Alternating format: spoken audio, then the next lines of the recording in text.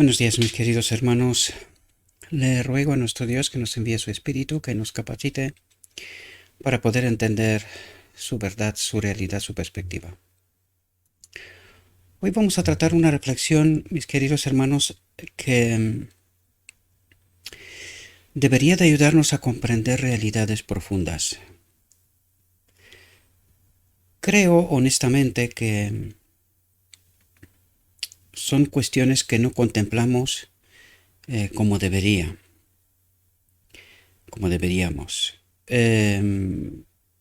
Para mí creo que es una de las cuestiones por la cual mucha gente perderá la eternidad. La reflexión de hoy está titulada Niégate a ti mismo y toma la cruz. Vamos a entrar dentro, vamos a ver qué es lo que nuestro Dios trata de transmitirnos. Ayudarnos a entender una realidad profunda, mis queridos hermanos. Una realidad que nos ha escapado de la vista, aunque muchas veces podemos tratar, teorizar, hablar, predicar sobre estos asuntos, pero creo honestamente, y lo digo al menos desde mi perspectiva, teniendo en cuenta toda mi vida, ¿verdad? Que creo que no le estamos dando la importancia que realmente tiene. Y es una cuestión muy, muy seria. Dice así nuestro Dios.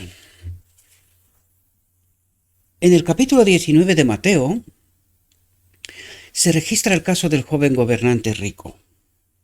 Aquí quiero atraeros atención, mis queridos hermanos, porque podemos caer en la trampa de creer que esto va solamente con los ricos, con los que tienen mucho. Pero necesitamos entender que esto se nos aplica a todos, ¿verdad? A todos. Si tengo más de los que están a mi alrededor, un poquito más, y puedo hacer algo para la gloria de Cristo, y no lo hago, esta es nuestra condición, queridos hermanos. Necesitamos entender la profundidad del mensaje y no nos quedemos la superficie, porque por esto os decía al principio, creo que no le hemos dado toda la atención. Recordad a la mujer que solamente tenía 2 moneditas y las dio al templo. Y recordad las palabras de Cristo. Aquella mujer hizo más que nadie, porque aquella mujer lo dio todo. Recordad cuál es la exigencia de Dios, qué es lo que espera de nosotros. Todo. ¿Por qué? Justo esta es la razón de esta reflexión. Necesitamos comprender cuál es la exigencia del cielo para todos. Utiliza este caso, pero no se dirige solamente a la gente que realmente es rica, que tiene muchísimo, porque esta gente no son tantos, ¿verdad? Son, pero no son tantos. Pero cuando entiendes la profundidad del mensaje, sabes que va dirigido a mí y a ti, querido. Ahora lo entenderemos por qué. Porque cuando Dios lo pide todo, exige, dice, niégate a ti mismo y toma la cruz, ¿por qué retendríamos nosotros de las 2 mujeres, de las 2 monedas de aquella mujer, nosotros retendríamos una y la otra quizás se la daríamos a Dios? Pero aquella mujer lo dio todo. Se negó a sí mismo. Eso es lo que trata de decirnos, eso es lo que trata de ayudarnos a entender una realidad que es la realidad del reino de Dios, queridos. Y esta reflexión viene precisamente a ayudarnos a profundizar este asunto. Dios quiere presentar una alternativa a este mundo. Y esto es lo que está esperando de sus hijos e hijas. La gran pregunta es, ¿hemos entendido nosotros esta voluntad del Señor? ¿Este mundo alternativo al mundo en el cual vivimos? ¿Estamos nosotros negándonos en verdad a nosotros mismos y representando, glorificando a nuestro Dios? Dice, los gustos y deseos de este joven no eran ofensivos, ¿verdad? Dice, sino favorables al crecimiento de la espiritualidad. Cuando dice los gustos y deseos de este joven, se refiere a la mentalidad, al carácter, ¿verdad? Él estaba dispuesto a actuar. A esto se refiere. Estaba dispuesto a actuar. Pero vais a ver cuál es la exigencia y qué es lo que nosotros no logramos entender, queridos, ¿verdad? Porque todos estamos en la iglesia y todos tenemos esa disposición. Al menos voy a sentar o partir desde este principio, que todos los que nos hemos acercado a Dios es porque queremos amar a Dios y queremos amar al prójimo, que es lo que trata de decir del joven. Pero vamos a ver hasta dónde va la exigencia de Dios. ¿Cuál es la profunda lección, verdad? Y no quedarnos solamente en la superficie. Dice, los gustos y deseos de este joven no eran ofensivos, sino favorables al crecimiento de la espiritualidad. Al ver a Jesús bendiciendo a los niños, se convenció de que debía ser un hombre bueno. ¿Entendéis cuál era la norma de su carácter? ¿Verdad? Era un hombre bueno. No lo conocía mucho, pero por lo aparente era un hombre bueno. Dice, estaba seguro de que podría vivir en perfecta armonía con él. Porque era un hombre bueno, ¿verdad? Aparentemente no era egoísta. Dice, apresurándose hacia el Salvador, se arrodilló ante él y le dijo, Maestre bueno, ¿qué debo hacer de bueno para tener la vida eterna? Atentos aquí, mis queridos hermanos, porque aquí el mismo Cristo revela una verdad que no estamos atentos, mis queridos hermanos. Por eso nos hemos metido en las trampas de Satanás. Fijaos lo que dice Cristo. Y ahora os atraigo atención sobre un otro aspecto que no es precisamente del tema, pero son palabras de Cristo y son importantes para extraer lecciones para todos los temas. Fijaos lo que dice aquí Cristo. Dice, ¿por qué me llamas bueno? Preguntó Cristo. No hay más bueno que uno, que es Dios. Punto. ¿Qué trata de decir Cristo aquí? Yo no soy Dios. ¿Y a dónde apunta? Dice, no hay más bueno que uno. ¿Y quién es? Es el Padre, queridos. Entonces, ¿están en posición de igualdad Cristo y el Padre? ¿Es un Dios en sí mismo? Hago referencias a la doctrina de la Trinidad, ¿verdad? Necesitamos entender verdades, queridos, porque estamos engañados. Y aquí el mismo Cristo revela una verdad, que nosotros no la tenemos en cuenta, por eso estamos engañados. Cristo dice solo hay un Dios, y que no es Él, que es el Padre. Solo Él es bueno, solo Él es Dios. Nosotros no entendemos esta realidad. Alguien nos ha engañado con el propósito de adorar a un falso Dios y por eso, perder la eternidad. Porque no podemos ser santificados más que en toda la verdad. Por lo tanto, si hay algo que impide la santificación, este algo impide también la salvación. Bien, y ahora salgo de este tema, simplemente quería traeros la atención y lo haré cada vez que se da la ocasión, porque aquí habla el mismo Cristo y revela una realidad que nosotros obviamos, ¿verdad? Bien, dice, ¿por qué me llamas bueno?, preguntó Cristo. No hay más bueno que uno, que es Dios. Pero si quieres entrar en la vida, guarda los mandamientos. El joven le dijo, ¿cuáles? Jesús dijo, no matarás, no cometerás adulterio, no robarás, no darás falso testimonio, honra a tu padre y a tu madre y amarás a tu prójimo como a ti mismo. El joven le dijo: todo esto lo he guardado desde mi juventud. ¿Qué me falta todavía?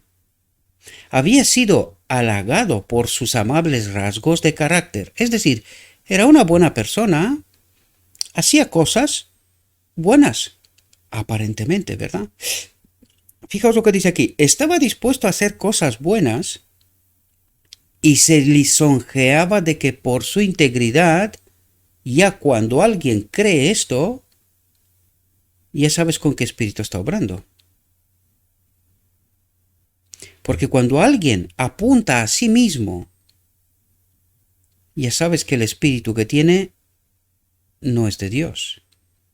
Por tanto, dice, estaba dispuesto a hacer cosas buenas, desde la perspectiva de vanidad personal, vanagloria personal. Eso es lo que trata de decirnos el texto dentro, en profundidad. Estaba dispuesto a hacer cosas buenas y se lisonjeaba de que por su integridad en el trato con sus semejantes estaba cumpliendo la ley. Pero os dais cuenta que no. ¿Con qué espíritu lo estaba haciendo? De vanagloria personal. ¿Y este es el espíritu de Cristo? ¿El espíritu de Dios apunta al hombre o apunta siempre a Dios? Pues aquí el hombre estaba resaltándose a sí mismo, ¿verdad? Dice, la perfección de carácter que creía poseer. Y aquí muchos de nosotros, no es que creamos realmente que tenemos esa perfección de carácter, ¿verdad? Pero creemos poseer un carácter igual que él. Somos buena gente, cumplidores, ¿verdad?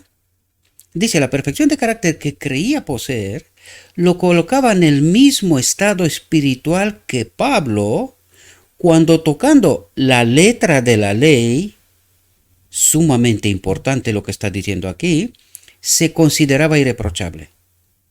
Pero ninguna norma humana puede salvar a un alma de la muerte. La norma de Dios debe ser vista, reconocida y seguida.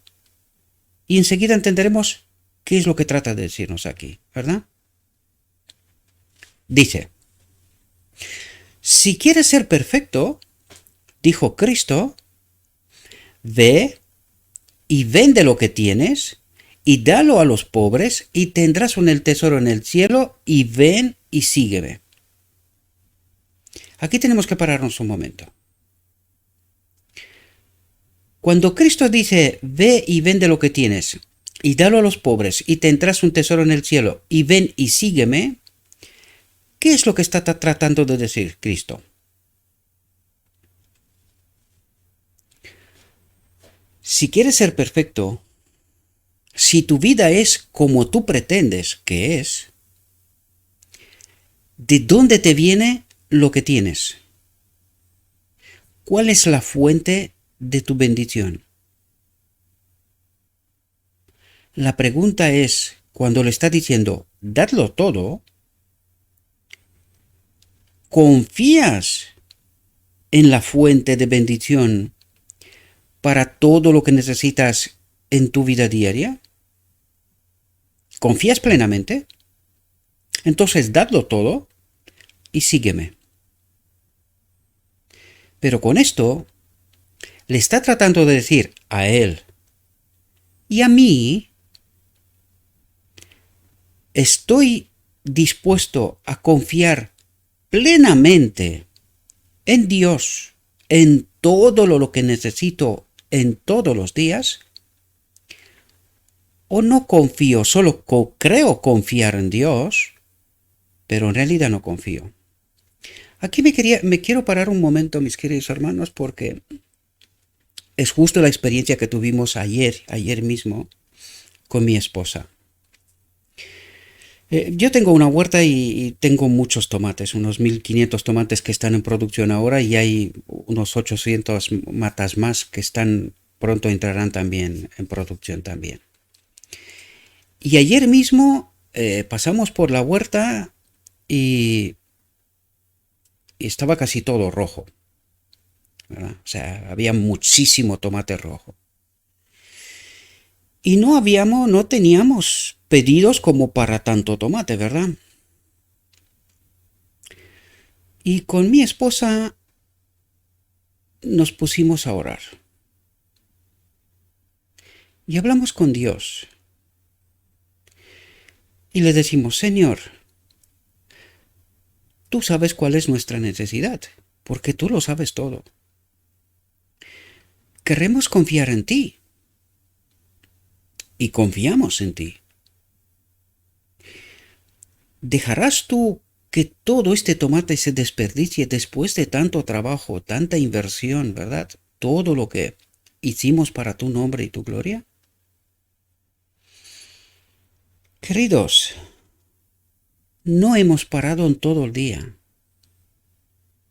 Hemos llegado a casa a las 10:30 de la noche. A las 10:30 de la noche llegamos a casa. No hemos parado. Esto pasó por la mañana, a primeras horas de la mañana, porque estábamos asustados. Decíamos, si no conseguimos vender estos tomates, se van a desperdiciar. Y estábamos hablando de 200, 300 kilos de tomate más o menos. Pues os lo digo de verdad, yo no lo sé de dónde. Porque vino gente que no conocíamos. No habían venido hasta ahora. Llevamos 8 años en todo este trabajo, ¿verdad? No lo habíamos visto. Gran parte de ellos era gente nueva. Yo no lo sé de dónde los ha sacado Dios. No lo sé. Os cuento esto, mis queridos hermanos, porque anoche, cuando paramos por fin, 10:30, 11 de la noche, ¿verdad? Mirando atrás con mi esposa, casi nos daban ganas de llorar, ¿verdad? Estaba hablando con mi esposa. Digo, fíjate tú, mi querida, cómo somos nosotros, los seres humanos. Dios nos invita a ponerlo a prueba, a confiar plenamente en Él, pero nosotros no creemos, no le creemos a Dios, no le ponemos a prueba, ¿verdad? Por eso muchas veces pasamos experiencias terribles, que es precisamente la experiencia de nuestro joven, ¿verdad? Pero es que a través de su lección me tiene que dar a mí una lección, ¿verdad? Y mis queridos hermanos, cuando pruebas a Dios, cuando entregas tu vida, tus problemas, tus cosas en las manos de Dios, de verdad, y ves cómo obra Dios, te quedas maravillado. O sea, no hay palabras. Quieres alabar a Dios y te quedas que, Señor, ¿qué te puedo contar yo? ¿Qué te puedo decir yo? Porque tu amor, tu obra, o sea, tu acompañamiento es tan grande y yo tan pequeño que no tengo palabras. No tengo palabras. Por eso os cuento esto, mis queridos hermanos, porque necesitamos poner a prueba a Dios. Confiar plenamente en Él. Dice, Jesús necesitaba la cooperación de esos hombres, a quienes Dios había confiado sus bienes. ¿Por qué ha confiado Dios sus bienes al joven rico? Dice, Jesús necesitaba la cooperación de esos hombres. ¿Con qué propósito? Para demostrar a este mundo que hay un mundo alternativo, un mundo totalmente diferente, donde se vive mucho mejor, confiando plenamente en Dios, en donde la obra del hombre es totalmente irrelevante. Totalmente irrelevante. Y lo vamos a ver enseguida, ¿verdad?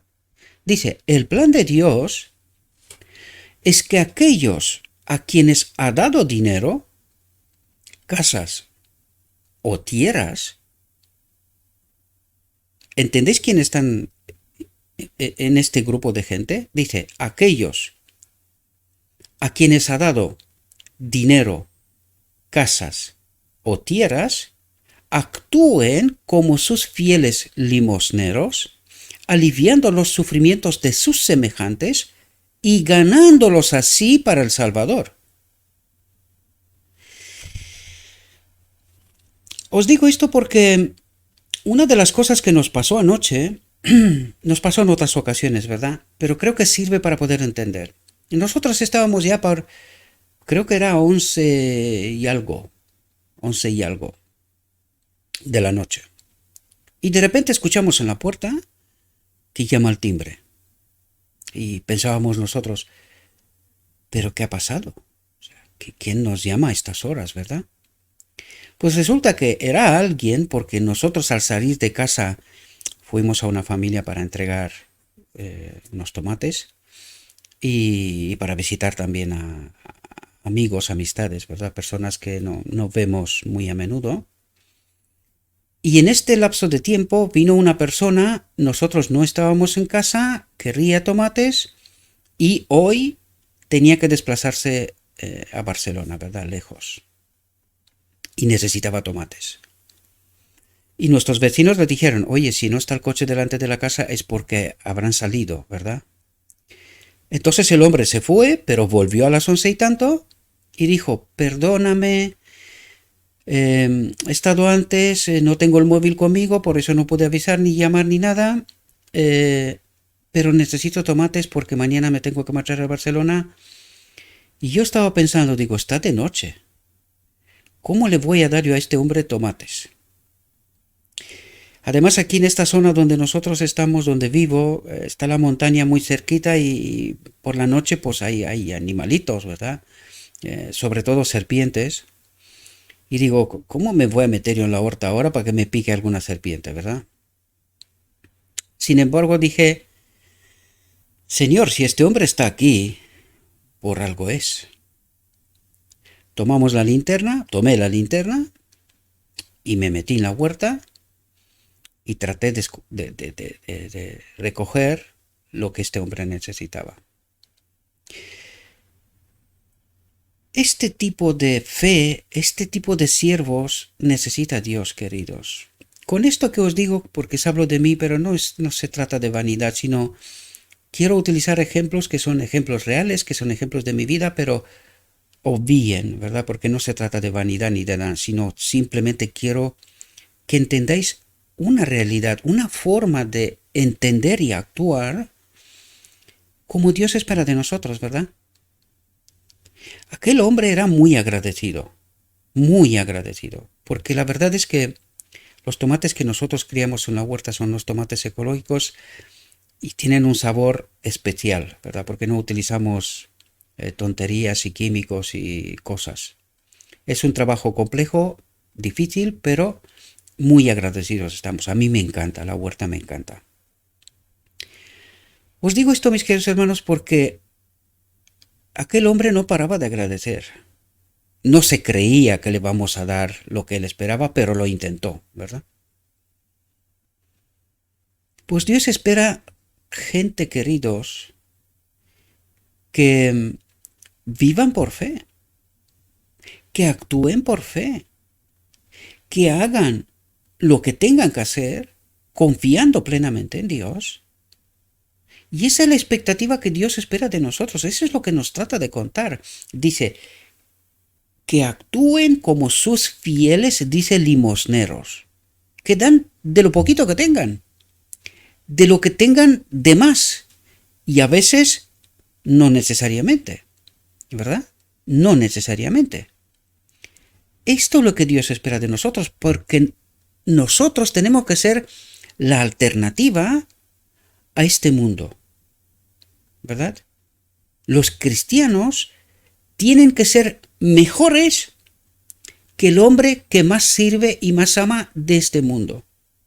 Esta es la alternativa que Dios espera de nosotros. Y hay un punto más que ahora lo conseguiremos entender. No me quiero adelantar más allá del texto, vamos a seguir el texto, pero hay un punto que es de suma importancia comprender y experimentar. Dice, al ayudar a Salvador a socorrer a los necesitados y a los que sufren a su alrededor, el joven gobernante habría estado acumulando un tesoro en el cielo. La prueba le había llegado. Y ahora atentos, queridos, porque fijaos, cualquiera de nosotros que estamos en la iglesia podemos estar y estamos en esta condición. Por eso os digo que hay un punto más que tenemos que comentar, porque hasta aquí podíamos identificarnos perfectamente con el joven rico, porque aquí fijaos lo que dice. Al ayudar al Salvador a socorrer a los necesitados y a los que sufren a su alrededor, el joven gobernante habría estado acumulando un tesoro en el cielo. Pero no lo ha hecho. Eso es lo que quiere decir. Dice, la prueba le había llegado. ¿Cuál sería el resultado? ¿A quién amaría? ¿En quién confiaría plenamente? Dice, cuando escuchó las palabras de Cristo, se fue triste, porque tenía grandes posesiones. Es decir, de repente sale el hombre que actúan bajo la ley del egoísmo, ¿verdad? Del egoísmo. Y allí es donde podemos y debemos darnos cuenta cuál es nuestra auténtica condición, ¿verdad? Porque esta es la lección que le trata de dar a él también. Dice, Jesús probó al joven gobernante con una norma verdadera, la ley de la justicia. Interesante. ¿Qué es la ley de la justicia? Dice, que exige que el hombre ame a su prójimo como a sí mismo. Aquí nos habla del espíritu, queridos.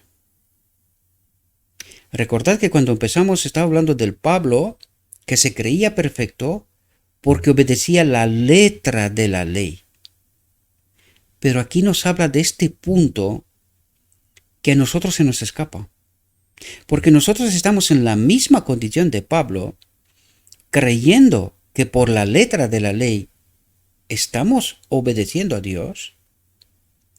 Pero Dios me dice, sin mí nada puedes hacer. ¿Y de qué nos habla? Sin mi espíritu, tu obediencia es una locura. No sé cómo catalogarlo en este momento. Es una locura. Porque tu obediencia no es obediencia. Sin mí, sin mi espíritu, sin el propósito eterno de Dios, que Él habita en todo ser creado y que a través de Él se mueve, se rige todo el universo a través de esta ley de la justicia, que es la misma presencia de Dios en nosotros, y entender qué es la ley y cómo se manifiesta la ley. Y de esto nos habla aquí, mis queridos hermanos. Dice, Jesús probó al joven gobernante con una norma verdadera, no con la ley que él afirmaba. Yo he obedecido esta ley, la letra de la ley, sino que Cristo le estaba apuntando a una ley auténtica, mucho mayor. Amar. Amar. La ley de la justicia, dice. Tener el Espíritu. Y cuando alguien tiene el Espíritu, la ley del egoísmo no existe más. Por eso la reflexión se llama niégate a ti mismo y toma la cruz. Esta es la ley del egoísmo. Cuando habita aquí la ley de la justicia, la otra ley está muerta. Dice que exige que el hombre ame a su prójimo como a sí mismo. Solamente entonces es cuando en verdad amamos, obedecemos. Y el gobernante demostró estar desprovisto de amor de Dios a Dios o al hombre. Dice, el gobernante, el joven rico, demostró estar desprovisto, no tener el Espíritu. Pero ¿cómo estaba actuando? Porque él hacía cosas. Él se creía perfecto. Él creía haber obedecido la letra de la ley, ¿verdad? ¿Y no es esa nuestra condición también? ¿Y qué nos dice Cristo? ¿Estás desprovisto de amor a Dios o al hombre? Es decir, no obedeces la ley, no amas, ¿verdad? Dice, se creía perfecto. ¿Y nosotros?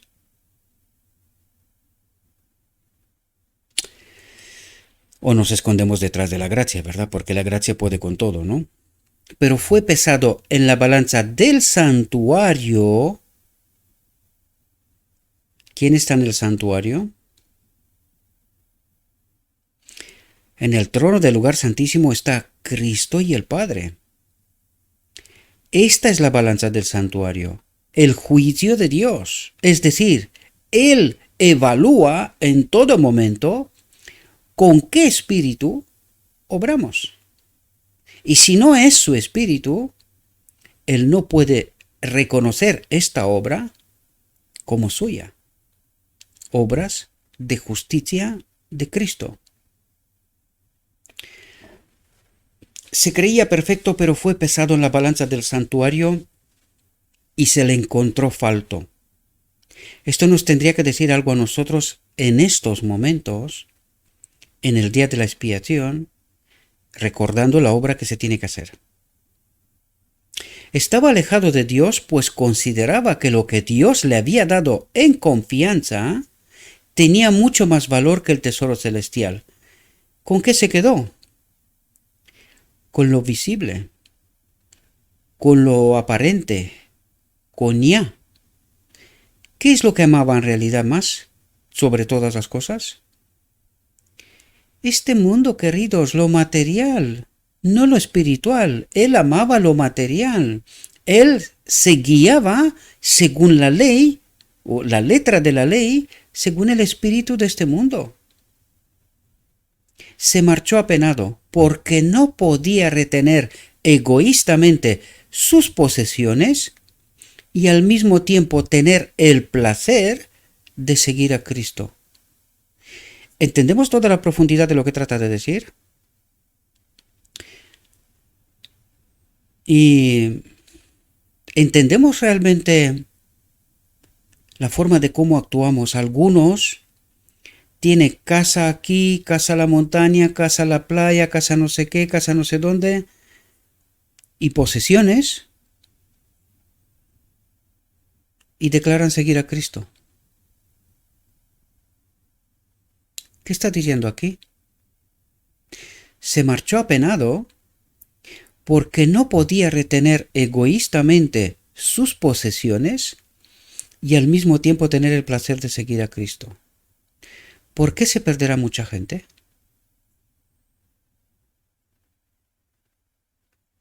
Porque ama más este mundo que a Dios. Confía más en lo material, en lo visible, que en lo espiritual, es decir, en Dios. Y al mismo tiempo, mis queridos hermanos, pretendemos ser salvos. Entonces dijo Jesús a sus discípulos: en verdad os digo que un rico difícilmente entrará en el reino de los cielos. Y también os digo que es más fácil que un camello pase por el ojo de una aguja que un rico entre en el reino de Dios. Cuando sus discípulos lo oyeron, se asombraron mucho diciendo: ¿quién pues podrá salvarse? Esperaba que el joven gobernante hiciera lo mismo que Mateo, y a causa de su negativa estaban apenados y abatidos. Jesús dijo: para los hombres es imposible, pero para Dios todo es posible. La pregunta clave, aquí hay dos preguntas. ¿Confiamos plenamente en Dios? Es una pregunta sumamente importante, porque nosotros teóricamente decimos que sí. Pero tal como nos demostró hasta aquí, prácticamente no es verdad. Y la segunda es: tenemos el Espíritu, porque eso es lo que nos habla. Dice, pero para Dios todo es posible. Es decir, ante una situación como la del joven rico, un hombre que tiene el Espíritu de Dios, lo deja todo y le sigue. Porque entiende que la fuente de toda su vida es Dios. Confía que todo lo que necesita lo provee Dios. De otra manera, no podemos atrevernos a decir que nosotros obedecemos a Dios, confiamos en Dios, somos sus seguidores, cuando de manera egoísta no le seguimos, no le conocemos, no estamos unidos a Él.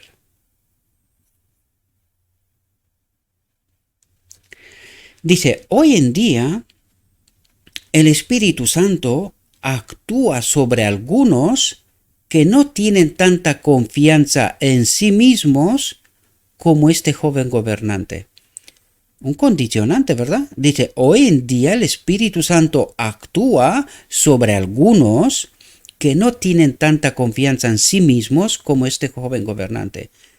¿Y en quién tiene la confianza? Plena y total en Dios, como la fuente de todo para su vida. Esto es difícil, queridos. Por eso odiamos tanto este tema, porque yo sé, y ya lo tengo previsto, este tema lo va a ver muy poca gente. Porque cuando escuchamos esto, nuestra experiencia es la de joven rico. Nos damos la vuelta y nos vamos para allá. Porque no queremos escuchar esto. Y al mismo tiempo nuestras expectativas son que venga Cristo para ir con Él al cielo. Dice, hay hombres y mujeres que están verdaderamente convertidos, como le estaba Pablo. Él dice, ¿qué diremos entonces? ¿Es la ley pecado? Dios no lo permita. No, yo no había conocido el pecado sino por la ley, pues no había conocido la lujuria si la ley no hubiera dicho, no codiciarás. Porque una vez viví sin ley, pero cuando vino el mandamiento, el pecado revivió y yo morí. Y el mandamiento que fue ordenado para vida, lo encontré para muerte. Porque el pecado, tomando ocasión del mandamiento, me engañó y por él me mató. Por tanto, la ley es santa y el mandamiento santo, justo y bueno. Si el joven gobernante rico hubiera visto, a la luz del mandamiento, que era pecador, si como Pablo hubiera honrado a Dios obedeciendo los mandamientos en espíritu y en verdad, que es así como tenemos que estar en obediencia, en espíritu y en verdad, su naturaleza pecaminosa habría sido muerta por la ley y habría echado mano de la vida eterna. Por lo tanto, aquí nos dice algo. Cuando no estamos actuando según estas expectativas de Dios, dice, su naturaleza pecaminosa habría sido muerta por la ley. Pero cuando no se muere la naturaleza pecaminosa, nosotros somos muertos, separados de Dios. ¿Verdad? Y habría echado mano de la vida eterna. Es decir, cuando el yo muere, es apenas entonces cuando echamos mano de la vida eterna, cuando Cristo toma posesión. Y no antes. Lo dice el texto, solo hay que entenderlo, ¿verdad? Fijaos lo que nos dice aquí, porque esto es para enmarcar. Cualquiera que guarde toda la ley y sin embargo ofenda en un punto, es culpable de todos. Es decir, no obedece, no guarda la ley, ¿verdad? Un gran trabajo necesita ser hecho en nuestras iglesias. Los miembros no están preparados para la venida del Señor. Y yo cuando estudié este texto, me hice la pregunta, ¿Estamos nosotros, según lo que nos acaba de contar hasta aquí, estamos nosotros hoy, 120 años después? Este texto está escrito en 1900. Hoy, 120 años después,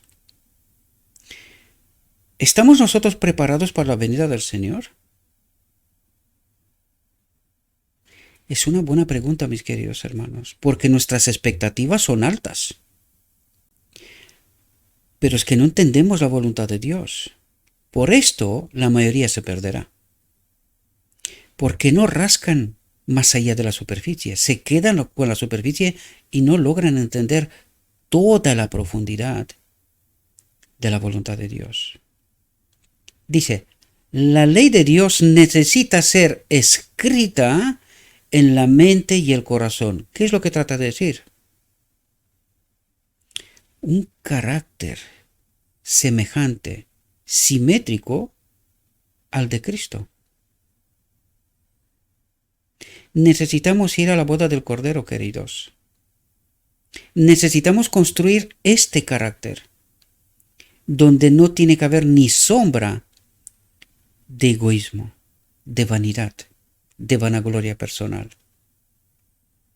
Muchos, como el joven gobernante rico, cuando sean probados y puestos a prueba, se negarán a negarse a sí mismos, a tomar la cruz y a seguir a Cristo. Y esta es la profunda realidad, mis queridos hermanos. Por eso os digo que cada vez que tocamos estos temas, la gente no los quiere ni escuchar, como si al no escucharlo podrán alegar ante Dios que pues no lo supe, nadie me lo contó, ¿verdad? Tratamos de escondernos detrás de los dedos, por decirlo de alguna manera. Dice, cuando la prueba llega a un hombre y éste se niega a obedecer, muestra que no es regenerado de corazón. La ley no está escrita en la mente, ¿verdad? Eso es lo que quiere decir. No está regenerado de corazón, de mente. Cualquiera que sea la corrección exterior de su conducta, es decir, muy buen fariseo, o cualquier creencia que pueda afirmar tener en la verdad, no tienen a Cristo. Eso es lo que quiere decir. No tenemos ese carácter, no tenemos a Cristo. Necesita que la ley sea llevada a su conciencia, el arca del pacto donde nadie puede entrar. Necesita que la ley sea llevada a su conciencia para que pueda ver la excesiva pecaminosidad del pecado. Y esta es la lección que Cristo quiso darle al joven rico. Necesitaba entender la excesiva pecaminosidad del pecado y la necesidad que tenemos de Cristo, que Él lo sea todo. Debe morir al yo. Hasta que no se crucifique el yo, atentos a lo que está diciendo aquí, porque mucha gente no entiende esta realidad, por eso la tratamos una y otra vez. Es tan importante entenderla. Dice, hasta que no se crucifique el yo, no puedes saber lo que es la santidad espiritual. No puedes tener el espíritu. ¿Podemos comprender la profunda realidad? ¿Entendemos los mecanismos? Nosotros, mientras la ley del egoísmo habita aquí, nosotros pretendemos seguir a Cristo. Y Cristo nos dice, igual que al joven rico, estás profundamente equivocado. No entiendes. No entiendes, no sabes. Como el mensaje de la iglesia de la Odisea. Tú no sabes.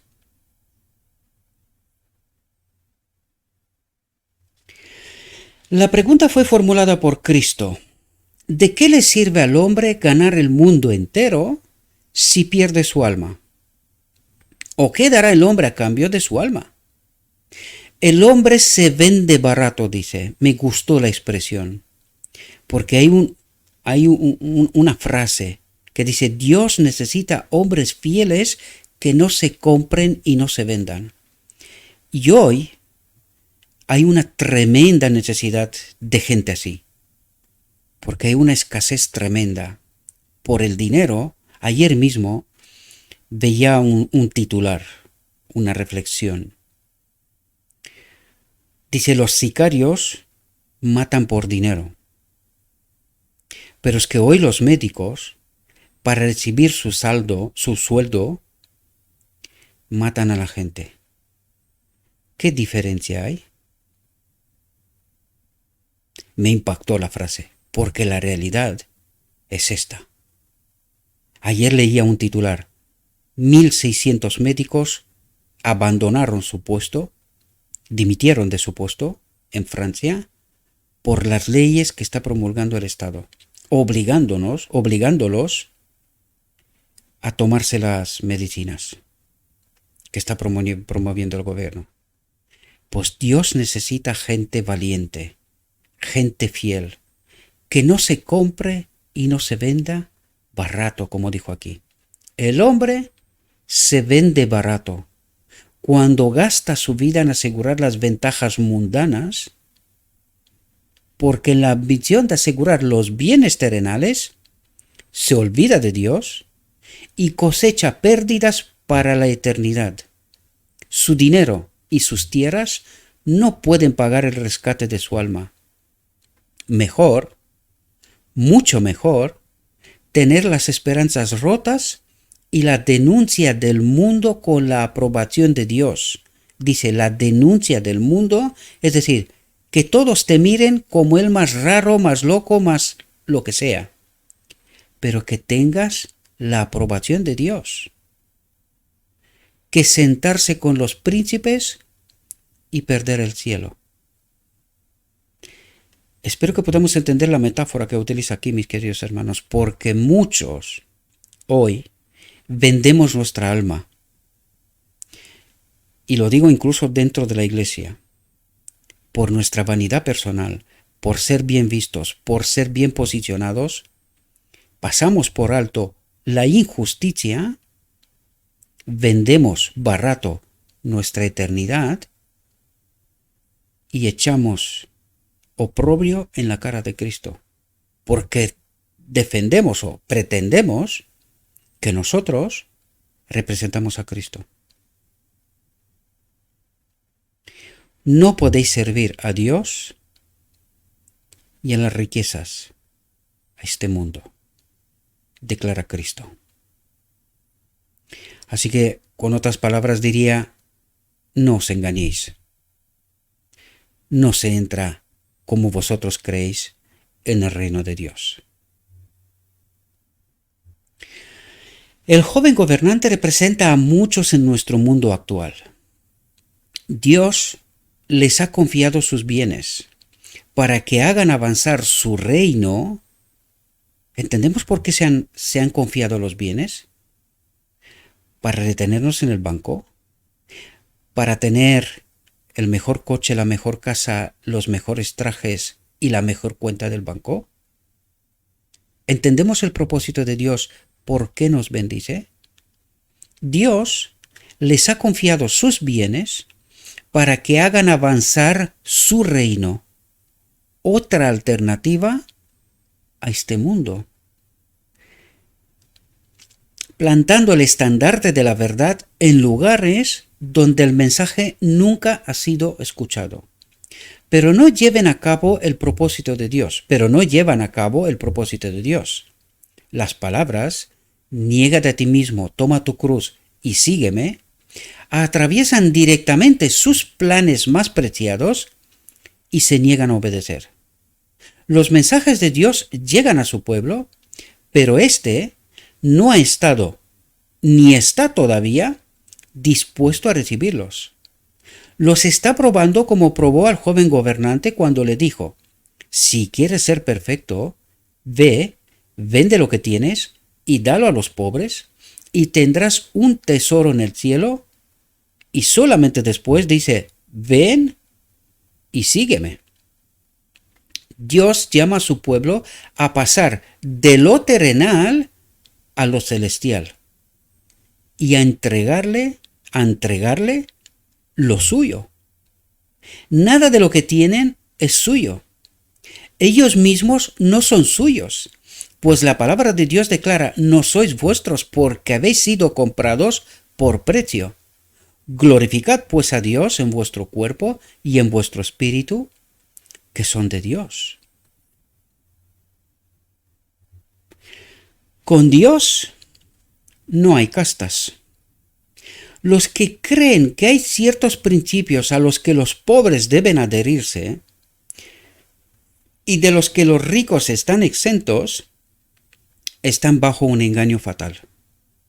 No hay una norma para los pobres y otra para los ricos.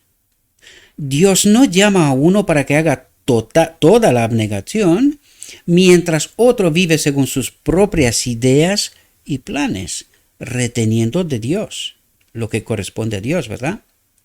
Nos corresponde en este momento vivir como si tuviéramos a la vista las realidades eternas. Perder de vista el yo, arrancar del corazón toda fibra de egoísmo. Si los hombres ricos guardan los mandamientos de Dios, harán la obra que hay que hacer por los que Cristo compró con su sangre. Y fijaos lo que dice aquí. Solo así podrán seguir a Cristo. De otra manera, se están engañando. Nos estamos engañando, en realidad. Para salvar a la humanidad doliente de perecer en el pecado, dejó las cortes reales y vino a la tierra. Es decir, lo dejó todo, hasta su vida. Dejando a un lado su corona y su manto real, renunció a su alto mando en las cortes celestiales y por nosotros se hizo pobre, para que nosotros, por su pobreza, fuéramos enriquecidos. Cuando Dios confía al hombre las riquezas, es para que adorne la doctrina de Cristo nuestro Salvador.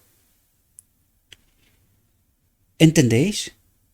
La demostración del amor, la obediencia a la ley. Pero nosotros decimos que no podemos, pero la profunda realidad es que no queremos. Esta es la profunda realidad, no queremos. Utilizando su tesoro terrenal en el avance del reino de Dios en nuestro mundo. Él debe representar a Cristo y por lo tanto no debe vivir para complacer y glorificarse a sí mismo, para recibir honor porque es rico. ¿Y cuántos de nosotros nos ha engañado Satanás? Porque necesitamos ser reconocidos, ocupar posiciones, tener lo mejor. Y decimos que somos cristianos, es decir, representamos al Maestro. Pero el yo está en toda su gloria. No ha muerto. Ojalá entendiéramos esto, mis queridos hermanos, porque por esto perderemos el reino de Dios. Cuando el corazón se limpia del pecado, atentos a lo que nos está diciendo, cuando el corazón se limpia del pecado, Cristo se coloca en el trono que antes ocupaban la autocomplacencia y el amor por los tesoros terrenales. Por lo tanto, ¿puede Cristo habitar en este corazón que no está limpio todavía? ¿Entendéis lo que trata de decirnos? Mientras el yo no muere, Cristo no me puede acompañar. No puede cumplir con su obra. ¿Podemos entender? La imagen de Cristo se ve en la expresión del rostro. La obra de santificación se lleva a cabo en el alma. La justicia propia es desterrada. Se ve el revestimiento del nuevo hombre que según Cristo es creado en justicia y verdadera santidad. Si pues habéis resucitado con Cristo, buscad las cosas de arriba, donde está Cristo sentado a la derecha de Dios. Dios es un rico proveedor. Es una fuente de amor inefable. Y desea que todos sus siervos recuerden que como siervos fieles suyos, deben utilizar sus abundantes provisiones para aliviar las necesidades de los seres humanos que sufren y que Él ha comprado con la sangre de su Hijo unigénito. Por lo tanto, cuando entendemos esta realidad,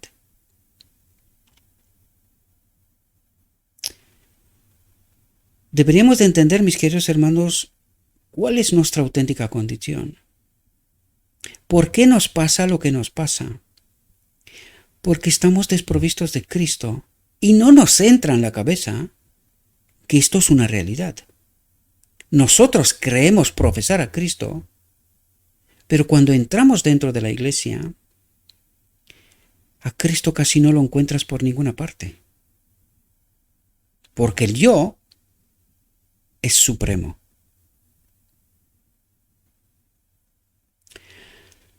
Espero, mis queridos hermanos, que esta lección, esta reflexión os pueda ayudar. Cuando me puse a estudiarlo me di cuenta que,